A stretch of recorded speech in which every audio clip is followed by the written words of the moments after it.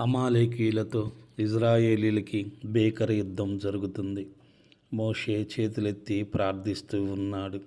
మోషే చేతులు బరువెక్కి దించే సమయం ఆసన్నమైంది. ప్రియమైన దేవుని బిడ్డలారా, అదే సమయములో అహరోను హూరులు గమనించారు. మోషే యొద్దకు వెళ్ళి ఆయనకి సపోర్టుగా ఆయన పక్కన కూర్చొని ఆయన చేతులను పట్టుకొని ప్రార్థించారు. మన సంఘ పరిస్థితులు, మన కుటుంబ పరిస్థితులు బాగుండాలి అంటే, మనం ఈ భయంకరమైన పరిస్థితులను జయించాలి అంటే, ఆ యుద్ధములో మోషే, అహరోను హూరులు ఎలా ప్రార్థించారో మన దైవ సేవకుడికి ఖచ్చితంగా మనం సహకరించే వారిగా ఉండాలి. దైవ సేవకుడు ఒక్కడే కాదు, దైవ సేవకునికి సపోర్టుగా సంఘ విశ్వాసులు కూడా ప్రార్థించవలసిన బాధ్యత ఉంది.